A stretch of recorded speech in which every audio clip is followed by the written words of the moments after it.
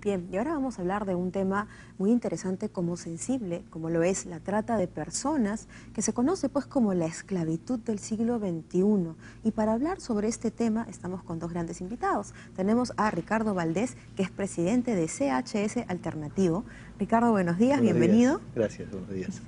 Y también estamos con Gabriela Neira, que es área de gestión migratoria y emergencias de la OIM, la responsable del área de gestión. Bueno, no tanto la responsable, vengo en parte La representante. vengo en representación de la misión y del área y de la coordinación. Más bien, muchas gracias por la invitación, es un importante tema. Claro que sí, no, gracias a ustedes por ayudarnos un poco con este tema, del cual además se habla poco, se dice poco, y lamentablemente esto origina un desconocimiento, ¿no? Lo que definitivamente, digamos, engrandece las posibilidades de que uno sea víctima, ¿no? De que las personas sean víctimas de esta trata. Me gustaría que primero comencemos a definir qué es la trata de personas. Bueno, la trata de personas es un delito que atenta contra la dignidad de las personas porque las trata como objeto de comercio y de explotación. Y es un proceso delictivo que implica la captación de la persona, el traslado de la persona y que finalmente llegue a ser explotada en el lugar de la explotación, ¿no? Cuando hablamos, por ejemplo, me gustaría establecer diferencias, ¿no? Cuando hablamos de trata de personas, ¿no? ¿Podemos hablar de venta, de tráfico también de personas? También. Lo que decía Gabriela es importantísimo porque la explotación tiene en el Perú diversas aristas. Se puede hablar de explotación sexual, que es quizás lo más conocido, también explotación laboral, y el Perú reconoce otras tres finalidades: la venta de niños, el tráfico de órganos y la mendicidad forzosa. Entonces, estas tres finalidades configuran la trata de personas de acuerdo a la legislación peruana. Pero es importante, si me permite, Cecilia, distinguir que a veces se confunde la trata con el tráfico, ¿no? El tráfico ilícito de migrantes es un delito y la trata de personas es otro delito, ¿no? Más que todo, la trata atenta contra la persona, la dignidad de la persona, y el tráfico es el cruce de una frontera de manera irregular, ¿no? Donde la persona es objeto de este tránsito, ¿no? Pero la trata va directamente a mellar la dignidad y libertad de la persona, ¿no? Cualquier edad, cualquier sexo. Cualquier edad, cualquier edad, sexo, en cualquier parte del país. En cualquier parte del país. ¿En qué situaciones se da la trata? ¿Cómo una persona puede llegar a caer víctima, a ser víctima? A ver, el perfil general de lo que es la cantidad de víctimas que tenemos en el país, que son, solamente el año pasado ya eran cerca de 1.700, y esto hablando de cifras oficiales, no se conoce en realidad la verdadera dimensión. Sabemos que hay muchísimas más por investigaciones nuestras y por lo que se comenta en el medio, ¿no? Pero aquí lo central es que la víctima general registrada es una mujer joven, una mujer que va del orden de los 16, menor de edad en este caso, a los 22 años, y que es captada básicamente con falsas ofertas de empleo, llevada a otra parte, es desarraigada, es desvinculada de su red familiar o amical y luego es explotada sexualmente. Ese es, digamos, el perfil mayoritario de las víctimas. Pero también hay niños en la explotación laboral, migrantes, suelen ser altoandinos y suelen ser explotados ya sea en el agro o en la minería informal. Pero como decía Gabriela, la trata de personas abarca cualquier tipo de edad.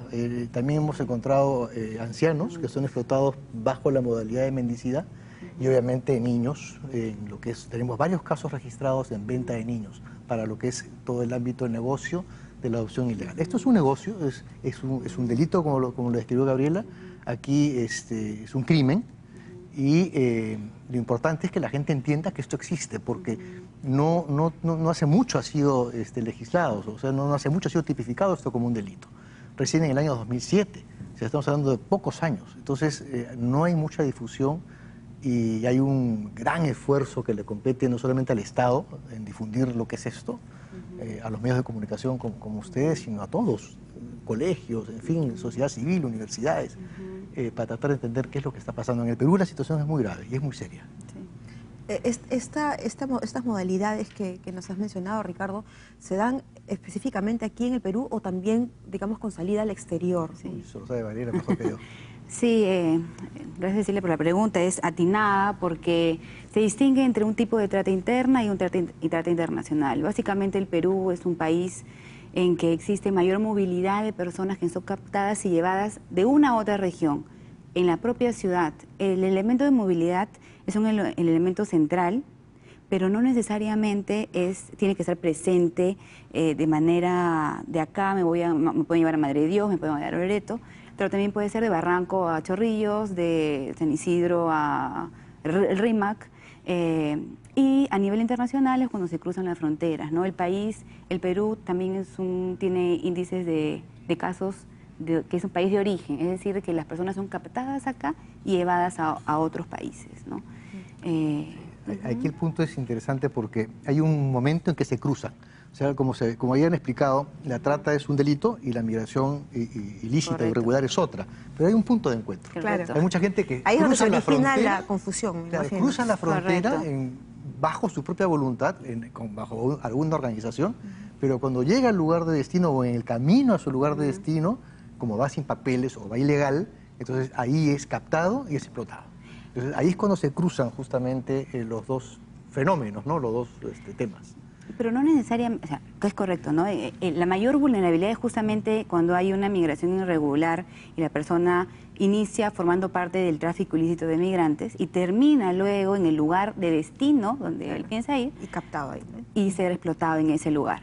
Pero a veces los engaños se dan, ¿no? Con tu pasaporte, con toda la visa, vas a tener todo verdadero, pero la persona pasa de manera regular, migra de manera formal, pero es finalmente explotada y es objeto de trata en el lugar donde es llevada.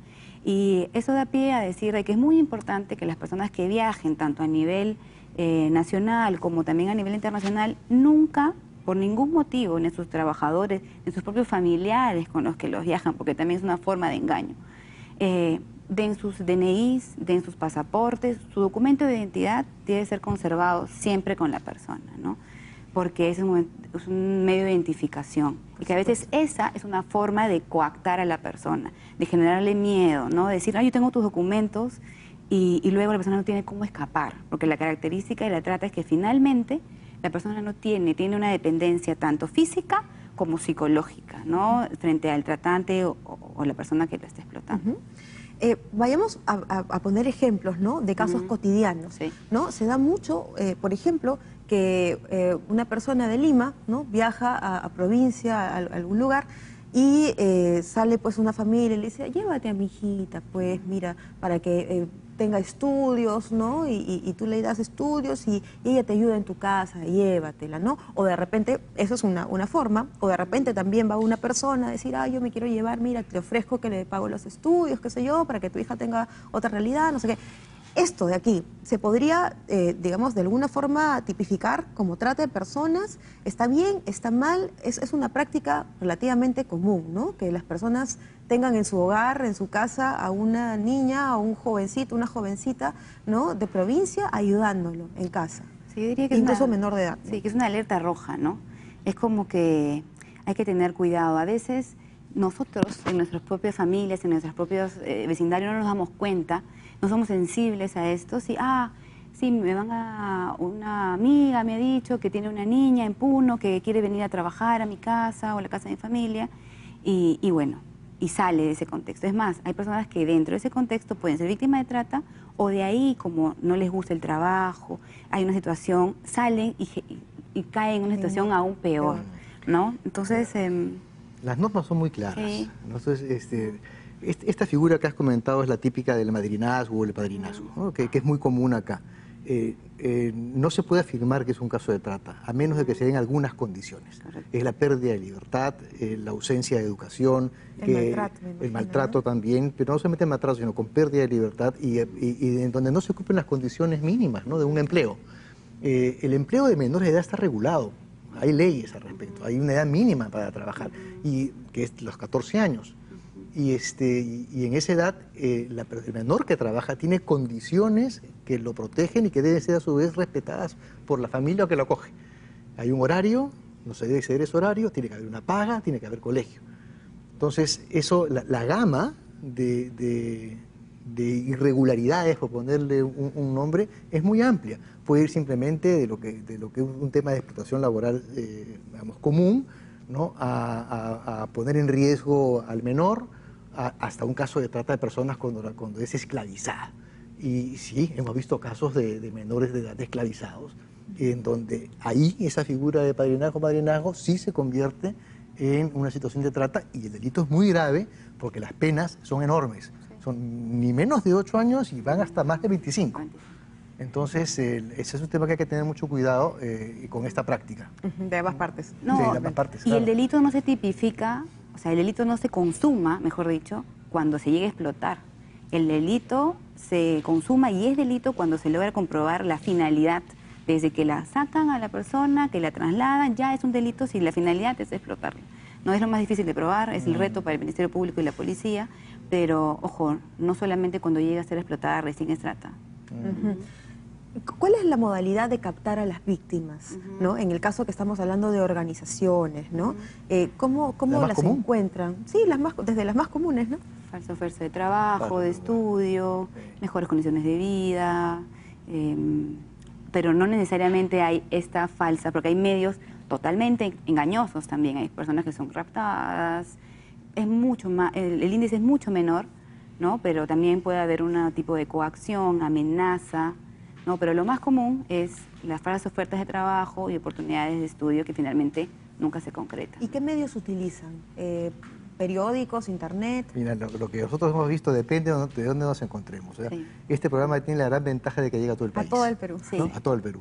Entonces, y hay diversas formas. En los mercados, por ejemplo, uno va a ver una serie de ofertas de empleo, ¿no? Y en donde inclusive nosotros hemos visto casos en Sicuani, en donde los enganchadores dicen, a ver, rápido, ¿quién quiere trabajar? A ver, muchachos, pronto, pronto. O sea, ¿tú en quieres? un mercado una persona se para sí, y se empieza para a y esperar. hay un jalador. ¿No? O si no, hay una pizarra donde están todas las oportunidades, ya sea de anfitriona, ya sea, en fin, de Mesera, recepcionista, cocinera. mesera, lo que sea. ¿No? Y obviamente, no, ya ni avises, vente nomás, nosotros te pagamos, no te preocupes por tu pasaje ni por tu alimentación, nosotros nos hacemos cargo y ya tú nos devuelves después. Bueno, ese caso es típico, casi yo diría que en un 100% va camino a ser explotada bajo una situación de trata. Es decir, en esas ofertas, nadie dice que no busquen empleo, pero tienen que tomar todas las precauciones necesarias. A ver, ¿dónde voy a ir? Sí. ¿Quién es la persona? ¿Tienen un teléfono? ¿Puedo llamar para asegurarme?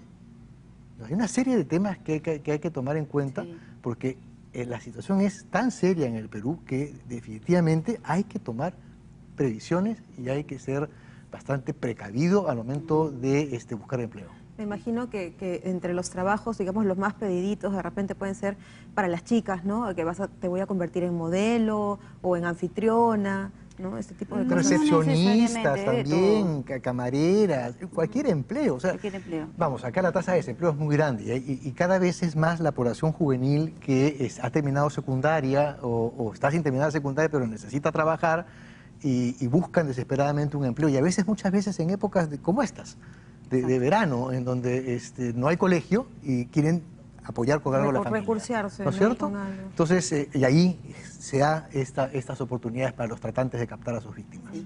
Y situaciones mucho más riesgosas que, por ejemplo, comentábamos antes, con las inundaciones que hubieron en Iquitos, por ejemplo, de emergencia, donde las familias se quedan sin casa, son casos más extremos, ¿no? Se quedan sin casa, los chicos no pueden ir al colegio, los colegios están inundados.